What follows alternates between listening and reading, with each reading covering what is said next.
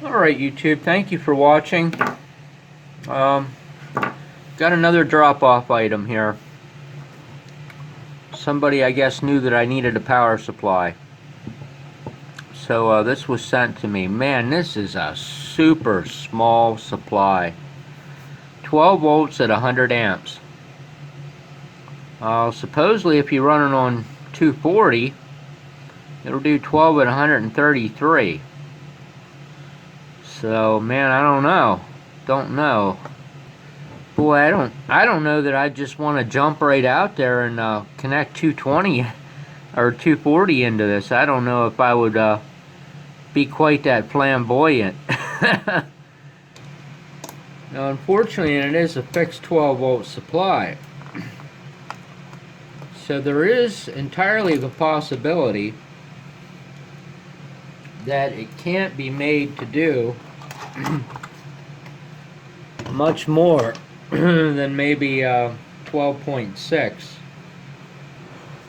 But yeah, I can kind of see 100 amps now when I look at that ferrite transformer. That ferrite could easily do 1500 watts. I don't see a problem with that based on the size of that core. We got the whole thing siliconed in. Man, there ain't no really chance of working on that. There is a trim pot down there, which I'm sure is to set the 12 volt voltage on 12 volts. But generally they don't have much give to them. But yeah, you don't know until you try. So we started out with a smaller hole, then we went to a bigger hole. Kind of saw that coming. And then I said, you know what? I've had just about enough of this.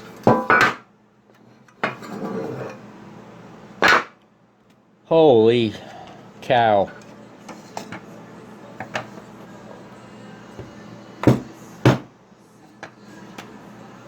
Enough of that crap. Tell you what, if you want to get one of these out of that box,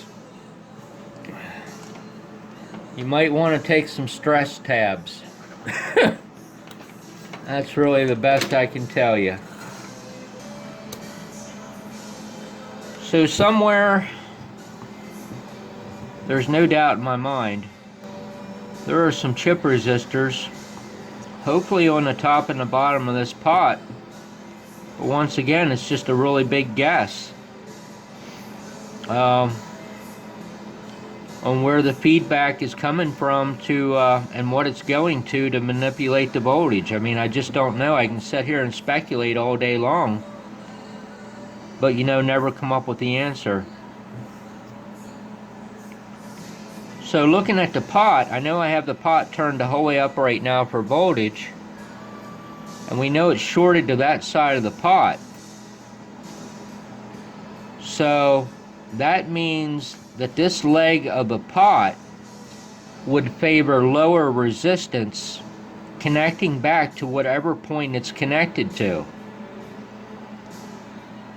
And possibly by the same token, this leg of the pot would favor more resistance, but I just don't know. It depends on what that adjust control is tied into. So, I mean, I can clearly see the side of the pot that I really didn't care about comes over here and hits this chip resistor. If I could tell where this side of the pot went to, my chances would be a little bit greater. But there's no paths on this side of the board on this leg of the pot. Just the opposite leg of the pot. Holy cow. Yeah, I just don't know. Without a schematic, I really need to see what's on the top leg of the pot, what it's going to, and hopefully what's on the bottom leg of the pot, and see what it's going to. I mean, otherwise, I mean, hell, who knows what voltage could scream out of this. And there's no way I could even see that chip to even have any idea what its value is. Well, man, this is the first time I've had to move something outside. Holy cow. Kind of what's on my mind right now at this point, where I've actually had to move something outside for safety's sake, is, and I don't know uh, how some people are going to take what I'm about to say, but there used to be a time in the United States of America anyway, that things had to comply with a certain code. They had to be underwritten for safety. But it appears like we're living in a time where we have electronics all around us that don't fall in to those safety classifications anymore. For whatever reason, I just really don't even have time to think about. But it's kind of scary as hell to me when I take a look inside stuff and see how it's made. So I'm just kind of throwing that in there. So what I found was there was a chip resistor on the other side of the board that, man, that's a bad rap, but I got the chip out, measured the chip, and it measured around 19.16K. So I don't know, it could have been a 20K chip. It was connected to the voltage control pot down inside. So I took it out and tacked in some wire wrap leads and substituted a pot in for its value, if you follow what I'm saying. So I took a 20K pot and set it to the exact same value that resistor was, which was 19.16. And brought this experiment outside and plugged it the hell in. Because, when you're messing around with something that you don't have a schematic for, you just never know what's going to happen. You don't know how a circuit's going to react to changing something. And, you really don't know. Is this wire going to break off in the middle of the experiment? It's just too many things to go wrong. But interestingly, what I did find is when I powered this up, it was at 12.6 volts, which is exactly what it was before I even messed with this power supply.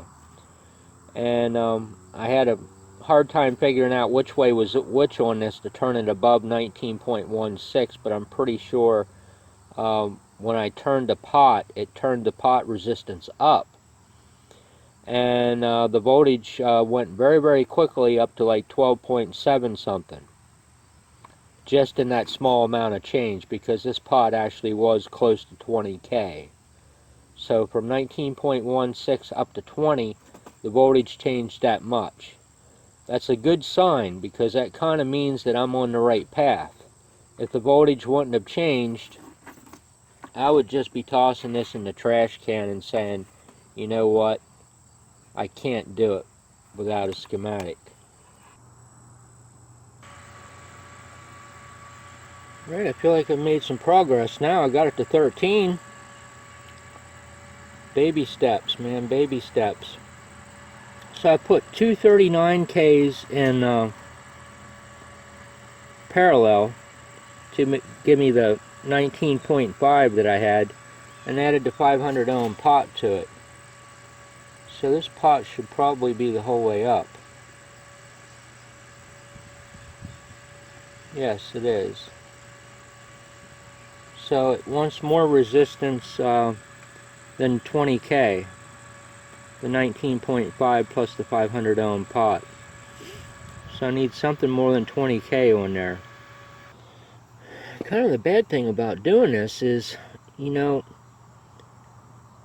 when you don't know what the circuit is, you don't know. Does this, you don't know how this thing's going to respond. Does this thing have some form of overvoltage in it?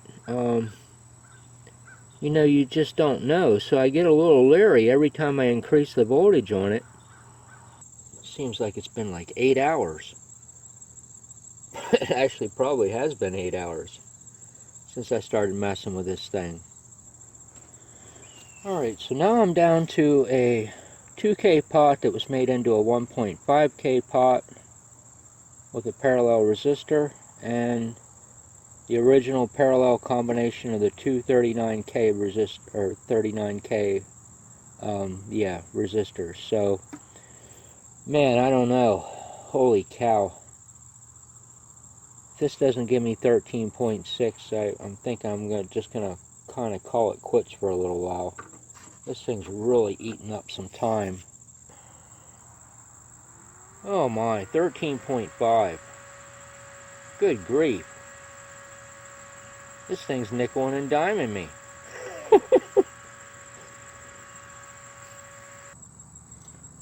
Alright, last time, famous last words, here goes nothing.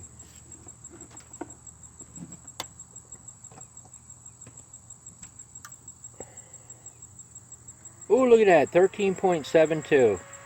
Jackpot. Absolute jackpot. That's close enough.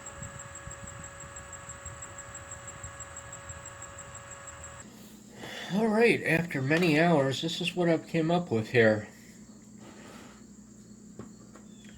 This board here is going to go on over top this hole that's cut. Now it looks to me like it's labeled as R85, but you know I couldn't 1000% say, but I'm pretty certain anyway. So I tacked 2 pieces of wire wrap on there. Took that chip resistor off, but I think I said this like 8 hours ago. It measured to be 19.16K.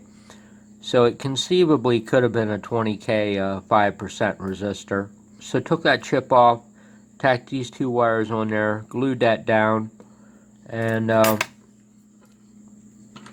what I'm going to be putting in place of that R85 is going to be 2 39K resistors in parallel, and then there's going to be another parallel combination of a 5K pot with a 3.6K resistor across it. And that's going to go in place of R85. That 3.6K plus 5K is 8600, which equals almost 2.1K. You do the parallel combination on that. It's actually 2.093K. That's what that pot's going to end up to be. So it is possible that there could have been an easier way to do this, but without having a schematic, it would never happen in a million years. Alright, good riddance. Now I'm just going to have to see what I need to do to make sure all this stuff, there's definitely definitely enough room under it.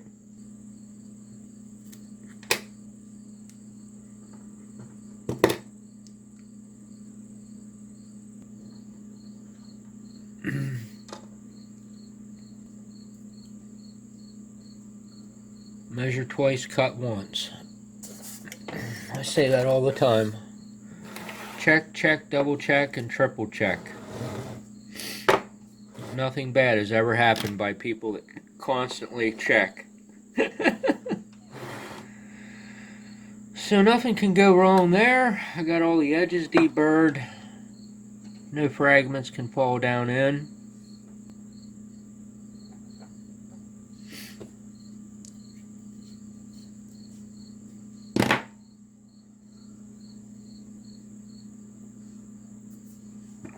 what I like about this E6000 is it tacks pretty quickly for what it is. Not really tacks, but it's thick where there's like, I don't know how to explain it, like it has a lot of surface tension to it, I think is maybe what I'm trying to say. Alright, moment of truth. Let's see how many volts comes out of this power supply. 13.79. Well, I was shooting for 13.8, but I kind of think that might be close enough. Well, there we got 13.8.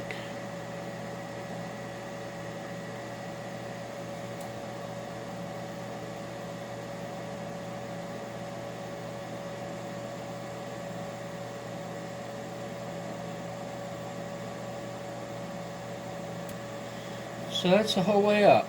So that's as high as she's going to go.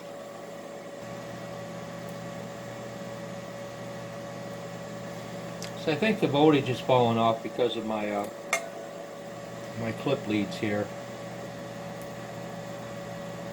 So I don't know how much current's going through here. Obviously more than 15 amps.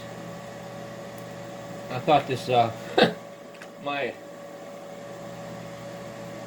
coax cable load that I'm using here, I thought it was drawing about 15 or 16 amps when I trimmed this in the other day. But it seems like it might be a little bit more because it seems like it's a little bit too much of a peg there. I have no I have number 10 JSC wire on there. JSC is one of the wires I've always liked, if you can actually get it anymore. It's kind of hard to imagine I'm getting that much voltage drop across 3 feet of JSC. Yeah, I don't know. JSC number 10. And I didn't double duty the terminal connections up. I just have it coming off of one single connection there. I torqued them down pretty good, put some really good spade terminals on them, which I think are Panduits. So they're really heavy. So I don't know. Don't know. But I'm calling it a done deal. It's been a long day. Hey, I appreciate you watching my video very much. Have yourself a great day.